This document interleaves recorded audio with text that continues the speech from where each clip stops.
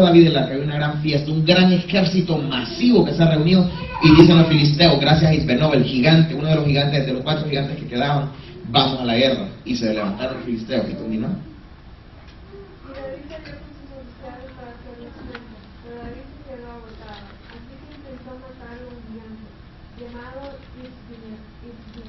Isbenob.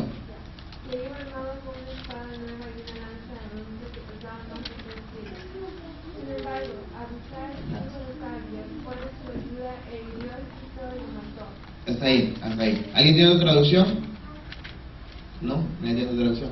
Bueno, que quede claro, lo que yo quería enfatizar era el hecho de la descendencia de ellos, pero ya más tarde vamos a ver la descendencia de ellos. Ahora, en el versículo 17 narra de que vino Abisaí, el hijo de Sarbia. ¿Quién sabe quién es Sarbia? Sarbia es la hermana de David. David no tuvo más que, tenía varios hermanos, pero una hermana, esa era Sarbia. Entonces, Joab, su oficial general, Abisaí y Asael eran los 3 hijos que había tenido Sarbia, y eran unos tipazos valientes. ¿Se acuerdan de Asael? Asael era el que siguió, ¿a quién siguió Asael? A Abner, que era el general de Saúl, y lo querían matar, y porque no lo alcanzó. Pero todos ellos eran valientes en extremo, eran los sobrinos de David, y eran unos guerreros como no había. Acuérdense el nombre de Abisaí. Entonces, Abisaí viene, y cuando ve que Isbenob está a punto de matar a David, viene él y se abalanza sobre él y mata al gigante, y dice, nunca más pelee el rey con nosotros, porque lo vio cansado.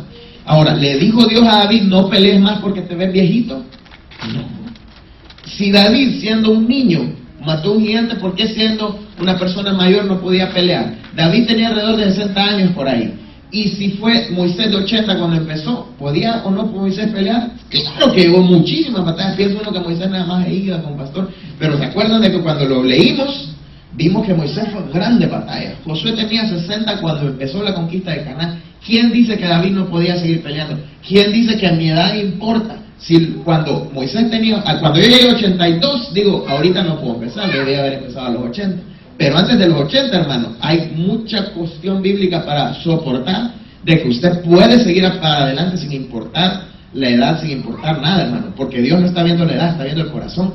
Pero como vinieron ellos y dijeron, la lámpara de Israel. ¿Qué es la lámpara de Israel? Le están llamando así, la esperanza de Israel. Si otro tiene otra traducción, va a ver que dice la esperanza, la luz de Israel. Porque David era el que había puesto Israel en orden. Y según Abisaí, en el momento que hizo sus palabras, según él era David el que mantenía las cosas en orden, y era Dios. Amén. Entonces Abisaí, en su afán de proteger a David, nada más le estaba causando el mal con esas palabras. Pero bueno, antes que continuemos con eso, vamos a 2 Samuel 21, 18, 22. Vamos a... ¿Alguien que me lo puede leer una versión Reina Valera 60? Hermana Isidra. 18. Del 18 al 22. El título dice, los hombres de David matan a los gigantes. Faltan 3 gigantes, ¿verdad? Del usted, hermano. Lo va a leer él. Ya está, para el siguiente, hermano. Otra segunda guerra hubo después en Doc contra los filisteos. Entonces Sibecai, el Zatita, mató a Sa, quien era uno de los descendientes de los gigantes. Ahora, de nuevo, si alguien tiene otra traducción que dice que era uno de los descendientes de Rafá, porque era una persona en particular, era un gigante en particular que les había permitido a ellos nacer. Entonces eran 5 gigantes, pero bueno, ya van 2, Goliat y Isbenob. Sí, continúe, por favor. Hubo otra guerra en Doc contra los filisteos, en la cual el Anán, hijo de Are Orehim de Belén, mató a Goliat Geteo. Este es otro Goliat, no es Goliat de Gad, es Goliat Geteo, otro con el mismo nombre. El asta de cuya lanza era como el rodillo de un telar. Un rodillo de telar del tamaño más o menos de mi altura, entonces 2 metros más o menos, la lanza. Después hubo otra guerra en Gad, donde había un hombre de gran estatura, el cual tenía 12 dedos en las manos y otros 12 en los pies, 24 por todos, y también era descendiente de los gigantes. De nuevo dice descendiente de Rafá. Bueno, continuando. Este desafió a Israel y lo mató Jonatán, hijo de Simea, hermano de David. Estos 4 eran descendientes de los gigantes de Gad, y los cuales cayeron por mano de David y por mano de sus siervos. Entonces, estos eran los 4 descendientes que quedaban. Ya, aquí se los acabaron. Después de esto, dice el recuento de los filisteos nada más para acordarse de todas las victorias que Dios les dio. Entonces ya no hay más filisteos. Después de esto ya Dios ha cumplido su palabra, ya destruyó a los peores enemigos de Israel. Ahora continuemos. Hermana Isidra, búsquenme Primera de Crónicas 19. Ahora, usted, hermano, si puede leerme Primera de Crónicas 18:1, versículo 1, por favor. Vamos a oír el resumen de las victorias, porque fueron muchas, pues estas son nada más una porción. Primera de Crónicas 18:1, alguien que me lo lea. Usted tenga ese, hermano. 18:1. Está bien, cualquier versión. Aconteció que después de estas cosas David hirió a filo de espada a los filisteos y los expulsó. Y David tomó una cuerda de medir de manos de los filisteos y capturó a Gad y sus aldeas. Estos eran los poblados de los filisteos que estaban en sus alrededores. Solo el 1. Hermano Javier, léame el 1. Después de estas cosas aconteció que David hirió a los filisteos y los destruyó y tomó a Judía de manos a los filisteos. ¿Y qué más? ¿Solo se dice? ¿Del cordel? ¿No habla nada del cordel en este? No, esto es el 1. ¿Lee el 2? También hirió a... No, ahí déjalo, ahí déjalo. Bueno, está bien entonces. ¿Leíste algo del cordel contra los filisteos? Dice, aconteció que después de estas cosas David hirió a filo de espada a los filisteos y los expulsó.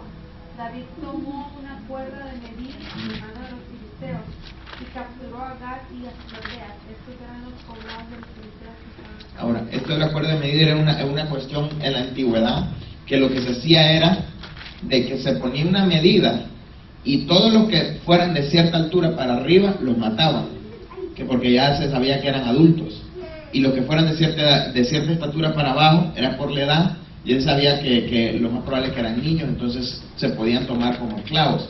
Acordémonos que el esclavo para el judío no era el esclavo que nosotros conocemos. Nosotros cuando pensamos en esclavo pensamos en la forma en que los romanos o los americanos o los españoles tenían esclavos, o que inclusive los moabitas o la gente de ese tiempo tenía esclavos. Por eso es que la gente dice, pero ese estudioso en el Antiguo Testamento dice que se puede tener esclavos. La cuestión es que no entienden, no han leído, solo oyen la palabra y creen que esclavo es lo mismo para ellos que lo que es para nosotros, que lo que era para los judíos. Déjeme contarle que el esclavo, ya no sé si ya habíamos hablado de esto, pero el esclavo tenía un arete en su oído derecho. Y en su oído derecho tenía el arete cuando recién se compraba. ¿Recuerdan de la fiesta de los 50 días? ¿Recuerdan de la fiesta de la restauración de las cosas?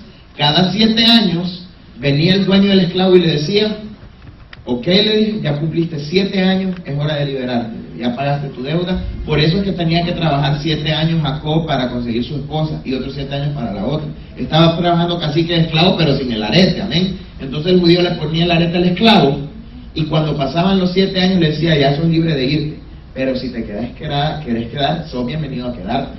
Entonces si el esclavo decía, no, me quiero quedar otros 7 años, se pasaba el arete de la derecha a la izquierda. Y cuando usted entraba a la casa de aquella persona, ¿por qué, hermano?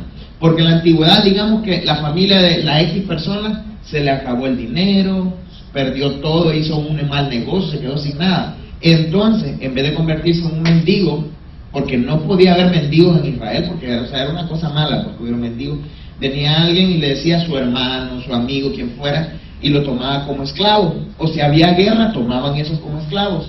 Le enseñaban de Dios, les daban de comer, les daban techo, les enseñaban a leer, o sea, porque en 7 años aquel esclavo se iba a ir, iba a haber una gran fiesta, iban a sonar las trompetas y los esclavos iban a ser libres.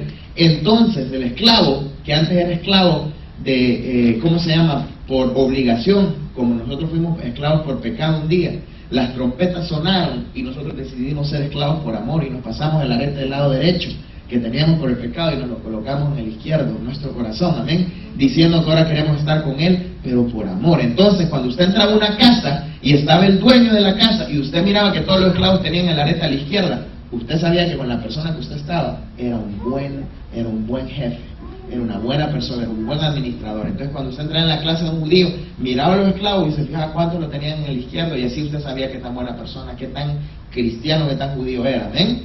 Entonces era muy diferente. Entonces venía normalmente se hacía eso a los más adultos, porque ya habían pasado por guerras, por cosas, no se les puede educar, se mataba, porque igual ellos habían pagado o matado a otras personas, qué sé yo. Y en lugar de matar a los niños, se les tomaba y se les enseñaba, se les tomaba de esclavos, y a los 7 años se les daba la oportunidad de irse, o cuando tuvieran la edad suficiente para irse, porque recordemos que en la cultura judía, si usted todavía era un niño, usted sigue siendo esclavo, aunque no lo fuera. Aunque fuera mi niña, hasta que ella no pudiera usar uso de razón, ella en teoría sí es un esclavo, porque tiene que hacer todo lo que yo diga, y todavía no puede hacer uso de razón. ¿Estamos claros en esto, hermano? Entonces, de nuevo, no era por crueldad que se mataba, era porque no había forma, no podían dejar a alguien que no se le podía enseñar, y a los demás se les dejaba para poder ser absorbidos dentro de la sociedad y ser enseñados. Amén. Ahora, lea mi hermana en 1 Crónicas 19, del 1 al 5. Ahora, antes que lo lea la hermana, déjenme contarle qué pasó. Había un rey que había sido amigo de David, tenían un pacto juntos, probablemente porque este rey era enemigo de Saúl. Más atrás se nota que Saúl era enemigo de él. Entonces David había hecho pacto con él. El rey murió y su hijo tomó el poder. Y en el momento que su hijo toma el poder, David manda gente, príncipes, para que vayan y lloren por el rey que murió. Amén. Y ahora miremos qué es lo que pasa. Después de estas cosas aconteció que murió Naamán, rey de los hijos de Amón, y reinó en su lugar su hijo. Y dijo David: manifestaré misericordia con Naúm, hijo de Naamán, porque también su padre me mostró misericordia. Así David envió embajadores que lo consolasen de la muerte de su padre. Pero cuando llegaron los siervos de David a la tierra de los hijos de Amón, a Naúm, para consolarle, los príncipes de los hijos de Amón dijeron a Naúm: a tu parecer honra David a tu padre, que te ha enviado consoladores. ¿No vienen más bien tus siervos aquí para espiar e inquirir y reconocer la tierra? Entonces Naúm tomó los siervos de David y los sacó, y les cortó los vestidos por la mitad hasta las nalgas y los despachó. Se fueron luego, y cuando llegó a David la noticia sobre aquellos varones, él envió a recibirlos, porque estaban muy afrentados. El rey mandó que les dijeran: estaos en Jericó hasta que os crezca la barba, y entonces volveréis. El 5, ¿verdad? Ok, ahora, para que entendamos qué significa esto, para los judíos, si usted, por ejemplo, cuando va un misionero a Israel o algún lugar de estos y tiene que ir a vivir entre ellos, no puede estar rasurado como nosotros, porque eso para ellos es una ofensa, es estar peor que desnudo. Y el estar descubierto de las nalgas es un hecho de humillación extrema. En Isaías 7:20 habla de que cuando sean llevados en cautividad, porque Isaías está advirtiendo que van a ser llevados en cautividad, les van a rapar el pelo y hasta la barba. No sé si algunos han estado en guerra, pero en mi país hubo guerra, y en los tiempos de guerra a las mujeres las tomaban y les quitaban todo el cabello. Entonces, igual que para las mujeres el cabello es una hermosura, para los judíos, piensa, hermana, lo que usted sentiría que le raparan su cabeza. Eso era lo que los judíos sentían cuando les quitaban la barba. Ahora han cambiado las cosas para nosotros y nosotros nos podemos rasurar, pero para los judíos, imagínense que le quite su cabellera a alguien, así de humillante era. Y descubierto de las nalgas, en Isaías 20:4 dice de que cuando los egipcios sean tomados en cautividad, porque hay otra profecía para contra Egipto, dice que los iban a llevar desnudos, descalzos, con las nalgas descubiertas. Esa es otra cuestión también de humillación extrema, porque está hablando de que esa persona es como los perros que llevan sus nalgas al descubierto.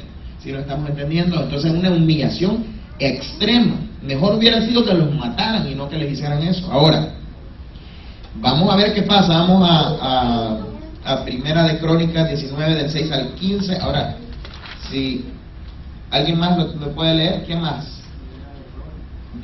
Primera de Crónicas 19, del 6 al 15. Hermano Alex, si usted lo tiene, del 6, versículo 6 al 15. De